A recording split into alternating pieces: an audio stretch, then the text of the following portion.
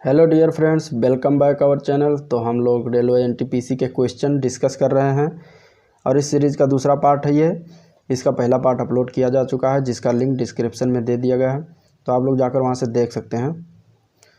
तो जो लोग चैनल पर नए हैं चैनल को सब्सक्राइब करें, वीडियो को लाइक करें और ज़्यादा से ज़्यादा शेयर करें ताकि और लोगों को भी बेनिफिट मिल सके। तो चलिए स्टार्ट करते हैं। आज का क्वेश्चन है, हमारे चंद्रमा पर का चक्कर लगाने वाला पहला उपग्रह कौन सा था। तो आपको बताना है कि चंद्रमा का चक्कर लगाने वाला पहला उपग्रह कौन सा था। इनमें ऑप्शन दिया गया है लूना 10, लूना 2, अपोलो 11, अपोलो 10।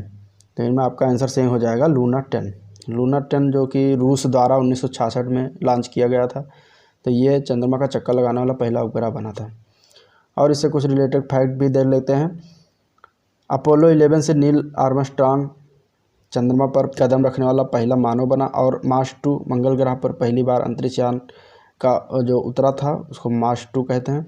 और स्पुतनिक सेकंड जो कि रूस द्वारा लॉन्च किया गया था, इसमें अंतरिक्ष में जीवित कुत्ते जो कि उसका नाम लाइका था को ले जाने वाला पहला उपग्रह बना था। क्वेश्चन देखते हैं, रोलेक्ट एक्ट को किस वर्ष पारित किया गया था। तो रोलेक्ट एक्ट को 1919 में पारित किया गया था। उस समय भारत के वायसराय चेम्सफोर्ड थे जो कि इनका कार्यकाल 1916 से लेकर 1921 तक था। उन्हीं के बीच में ये 1919 में रोलेक्ट एक्ट आया था और इसमें किसी भी संदेहास्पद व्यक्ति को बिना मुकदमा चलाए गिरफ्तार किया जा सकता था। 1916 में कांग्रेस का लखनऊ अधिवेशन हुआ था, ये भी याद रखें। नेक्स्ट क्वेश्चन देखते हैं, मल्लेश्वरी किस खेल से संबंधित है। तो कर्णम मल्लेश्वरी भार उठाना यानी कि वेट लिफ्टिंग से संबंधित है। और ये ऐसी पहली भारतीय महिला थी जो ओलंपिक में फर्स्ट टाइम मेडल जीता था और इन्हें 1995 में राजीव गांधी खेल रत्न पुरस्कार से नवाजा गया था। तो ये याद रखना है। अगला क्वेश्चन है, महाराणा प्रताप के घोड़े का क्या नाम था। तो इसको सभी को पता है कि महाराणा प्रताप के घोड़े का नाम चेतक था। तो आपका बी पार्ट सही हो जाएगा, चेतक। इससे कुछ रिलेटेड फैक्ट देख लेते हैं। हल्दी घाटी का युद्ध 1576 ईस्वी में महाराणा प्रताप और अकबर के बीच में हुआ था। महाराणा प्रताप मेवाड़ के शासक थे जो कि राजस्थान में है। इनकी मृत्यु 57 वर्ष की उम्र में 1597 ईस्वी में हुई थी। हल्दी घाटी के युद्ध में मुगल सेना का नेतृत्व मान सिंह एवं आसफ खान ने किया था। ये भी याद रखना है। 1 डेका लीटर कितना होता है। तो 1 डेका लीटर भैया 10 लीटर होता है, इसको याद रखना है। 1 हेक्टोलीटर और 100 लीटर के बराबर होता है और 1 डेसीलीटर और 10 सेंटीलीटर के बराबर होता है। तो याद रखना है। नेक्स्ट क्वेश्चन है, थर्मोस्कोप का आविष्कार किसे माना जाता है। तो थर्मोस्कोप का आविष्कार गैलीलियो को माना जाता है। और इसलिए रिलेटेड देख लेते हैं, कॉपरनिकस ने सौर मंडल की खोज किया था।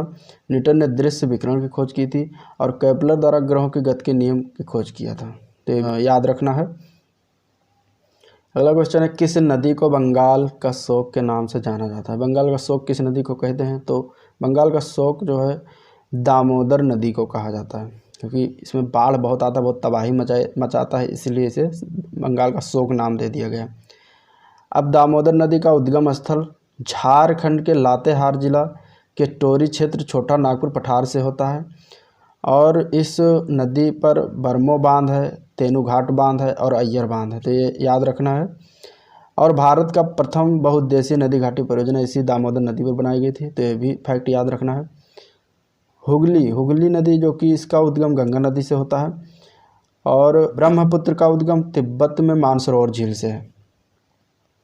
तो गंगा नदी जो कि भागीरथी और अलग नदी के मिश्रण से गंगा नदी बनती है बाद में। तो ये जो भागीरथी ऑप्शन में दिया गया है तो ये इसी का पार्ट होता है, गंगा का ही पार्ट है। अगला क्वेश्चन देखते हैं, कुचिपुड़ी नृत्य शैली का प्रारंभ भारत के किस भाग से हुआ है। ये बताना आपको कि कुचिपुड़ी जो नृत्य शैली है वो किस भाग से हुआ भारत के। तो ये आपका आंसर सही हो जाएगा ऑप्शन सी, आंध्र प्रदेश। आंध्र प्रदेश में कुचिपुड़ी नृत्य शैली का प्रारंभ हुआ था फर्स्ट टाइम। और इससे रिलेटेड फैक्ट देख लेते हैं। तो तमिलनाडु में भरतनाट्यम नृत्य शैली है। महाराष्ट्र में लावड़ी, तमाशा, मौनी लोक नृत्य हैं। ये 3 लोक नृत्य महाराष्ट्र में होता है। और ओडिशा में संयुक्त पाणिग्रही, ये भी एक लोक नृत्य है जो कि ओडिशा का है। तो इसको याद रखना है।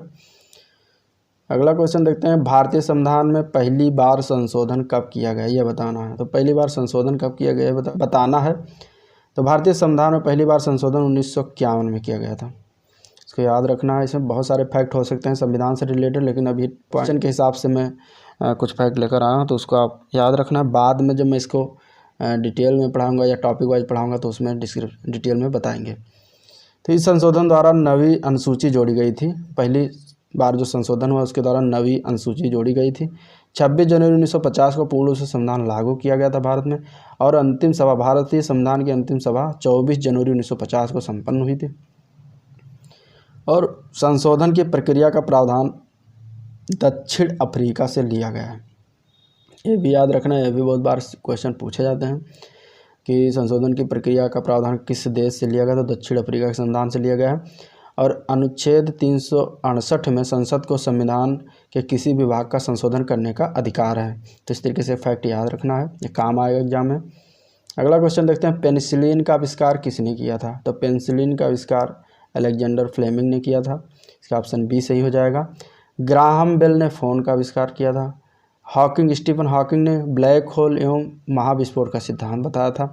लीवेनहॉक जीवाणु की खोज की थी, और इवानोव्स्की ने विषाणु की खोज की थी। तो ये याद रखना, ये दोनों क्वेश्चन पूछे गए हैं प्रीवियस ईयर में। अगला क्वेश्चन है, निम्नलिखित में से कौन एक कोशिकीय जीव का उदाहरण है? तो एक कोशिकीय जीव का उदाहरण प्रोटोजोआ होता है। ऑप्शन ए सही हो जाएगा। और कुछ इससे रिलेटेड फैक्ट देख लेते हैं। एक्टिनोडर्मस इस संघ के सभी जंतु समुद्री होते हैं। जो समुद्र में जंतु पाए जाते हैं उनको एक्टिनोडर्मस संघ में रखा गया है। एनिलिट्स में केचुआ और जोंक टाइप के लोग जंतु आते हैं, तो उन्हें एनिलिट्स कहा जाता है। और एंथ्रोपॉड्स ये सब ऑर्डर एंथ्रोपोडिया के मेंबर है, और इसमें उन बंदरों को रखा गया जो मानव जाति के बहुत क्लोज थे। तो इस तरीके से ये आपका ऑप्शन एनालिसिस हो गया, इसको याद रखना है। नेक्स्ट क्वेश्चन देखते हैं, सम्राट अशोक किसके उत्तराधिकारी थे? तो सम्राट अशोक बिंदुसार के उत्तराधिकारी थे। ऑप्शन बी सही हो जाएगा। और मौर्य वंश का संस्थापक चंद्रगुप्त था, जिसका उत्तराधिकारी बिंदुसार था। और मौर्य वंश का अंतिम शासक बृहद्रथ था। ये क्वेश्चन पूछा गया है प्रीवियस ईयर में, तो इसको याद रखना है कि मौर्य वंश का अंतिम शासक कौन था, ये पूछा जाता है, बृहद्रथ था। नेक्स्ट क्वेश्चन है, निम्नलिखित में से कौन सा एक किसी मृत व्यक्ति का स्मारक नहीं है? ऑप्शन है बीबी का Maqbara, option B Taj Mahal, option C Charminar, option D Itmaduddaula. तो इनमें आपका आंसर सही हो जाएगा ऑप्शन सी चार मीनार, जो कि हैदराबाद में बना हुआ है, उसका निर्माण कुली कुतुब शाह द्वारा कराया गया था। तो ये जो है इसमें किसी मृत व्यक्ति का स्मारक नहीं है। बाकी तीन, बीबी का मकबरा, ताजमहल और इत्मादुद्दौला, ये किसी न किसी व्यक्ति का स्मारक है, मृत व्यक्ति का। ताजमहल शाहजहाँ द्वारा बनाया गया था। इत्मादुद्दौला का मकबरा नूरजहाँ बेगम ने बनाया था। और बीबी का मकबरा का निर्माण औरंगजेब द्वारा कराया गया था, जो कि औरंगाबाद महाराष्ट्र में स्थित है। तो ये याद रखना है। अगला क्वेश्चन है, कोणार्क मंदिर का निर्माण किसने कराया था? तो कोणार्क मंदिर का निर्माण नरसिंहदेव प्रथम ने करवाया था। ऑप्शन ए सही हो जाएगा। कोणार्क के सूर्य मंदिर का निर्माण नरसिंहदेव प्रथम ने 13वीं शताब्दी में पूरी उड़ीसा में किया था। तो इस तरीके से ये फैक्ट याद रखना है। अगला क्वेश्चन देखते हैं कि यदि एक तरंग की आवृत्ति बढ़ती है तो इसकी तरंग दैर्घ्य पर क्या असर होता है? तो ये ऑप्शन इनमें सही हो जाएगा कि अगर किसी तरंग की आवृत्ति बढ़ाएंगे तो उसका तरंग दैर्घ्य जो है वो घट जाएगा। तो ऑप्शन सी सही हो जाएगा। तरंग की आवृत्ति बढ़ती है तो इसका तरंग दैर्घ्य घट जाता है, क्योंकि तरंग का वेग इक्वल टू आवृत्ति इंटू तरंग दैर्घ्य। तो आवृत्ति और तरंग दैर्घ्य दोनों इन्वर्सली प्रोपोर्शनल होते हैं। एक घटेगा तो ये दूसरा बढ़ेगा, या दूसरा बढ़ेगा तो एक घटेगा। इस तरीके से इनमें आंसर हो जाएगा सी पार्ट। यदि एक तरंग की आवृत्ति बढ़ती है तो इसका तरंग दैर्घ्य घट जाएगा। नेक्स्ट क्वेश्चन है कि भारत में कार्यकारी प्रमुख किसे माना जाता है? तो भारत में कार्यकारी प्रमुख प्रधानमंत्री जी होते हैं, वही पूरा कार्यभार संभालते हैं, वही देखते हैं। तो इस तरीके से ऑप्शन बी सही हो जाएगा। अब कुछ रिलेटेड फैक्ट देख लेते हैं। तो अनुच्छेद 75 में प्रधानमंत्री की नियुक्ति होती है। यह संविधान के अनुच्छेद 75 में दिया गया है। और अनुच्छेद 52 में राष्ट्रपति की नियुक्ति की जाती है, अनुच्छेद 52 में दिया गया है। अनुच्छेद 124(1) कहता है कि भारत का एक सुप्रीम कोर्ट होगा और जिसमें भारत का एक मुख्य न्यायाधीश होगा। तो न्यायाधीश के बारे में है। आर्टिकल 153, देश में प्रत्येक राज्य का एक राज्यपाल होगा। तो राज्यपाल से संबंधित फैक्ट है, इसको याद रखना है, पूछ लिया जाता है सीधे। डॉल्फिन के समूह को क्या कहा जाता है? तो ये आप बताना, डॉल्फिन का जो समूह होता है उसको कहा क्या जाता है? ये खासकर नदियों में पाई जाती है, एक प्रकार की मछली होती है। तो इसमें डॉल्फिन के समूह को पॉड कहते हैं, पॉड। इसको याद रखना है, ऑप्शन बी सही हो जाएगा। डॉल्फिन को मनमोहन सरकार ने राष्ट्रीय जलीय पशु घोषित किया है, तो इसको भी याद रखना है, पूछ सकता है। गंगा नदी में सबसे अधिक डॉल्फिन गंगा नदी में पाई जाती है। अगला क्वेश्चन है इंटरनेशनल योगा डे कब मनाया जाता है? तो इंटरनेशनल योगा डे सभी को पता है 21 जून को मनाते हैं, ऑप्शन ए सही हो जाएगा। अब इसमें से बाकी 4 और हम देख लेते हैं कि कौन कौन से जून डेज हैं जो कि डेज पूछे जाते हैं। तो इस तरीके से आपके आज 5 डेज रिवाइज हो जाएंगे। विश्व शरणार्थी दिवस 20 जून को मनाया जाता है। विश्व रक्तदान दिवस 15 जून को मनाया जाता है। राष्ट्रीय सांख्यिकी दिवस 29 जून को मनाया जाता है। और विश्व पर्यावरण दिवस जो कि 5 जून को मनाया जाता है। तो ये याद रखना है, विश्व शरणार्थी दिवस 20 जून, विश्व रक्त दिवस 15 जून, राष्ट्रीय सांख्यिकी दिवस 29 जून और विश्व पर्यावरण दिवस 5 जून। तो याद रखना है, क्वेश्चन ऐसे सीधे पूछा जाता है, प्रीवियस ईयर के क्वेश्चन आए हुए हैं सब सारे। किस देश का स्वतंत्रता दिवस 4 जनवरी को मनाया जाता है? ये क्वेश्चन पूछा गया था एनटीपीसी 2016 के पेपर में। तो 4 जनवरी को म्यांमार देश है जो मनाता है अपनी स्वतंत्रता दिवस, तो इस तरीके से ऑप्शन बी सही हो जाएगा।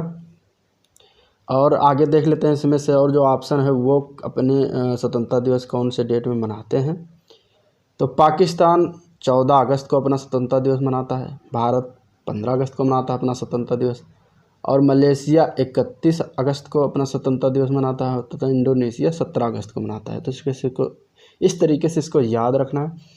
अब इसमें देख लेते हैं कि इंडोनेशिया का कैपिटल जकार्ता है, करेंसी इंडो रुपया, ये भी पूछा जाता है। एक लाइन में पूछ लेते हैं कि इसका जो है करेंसी क्या है या इसकी राजधानी क्या है।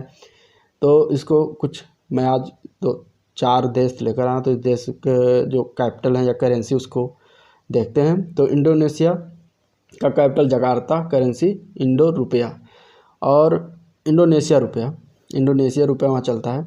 मलेशिया की राजधानी कुआलालंपुर और करेंसी रिंगित चलती है।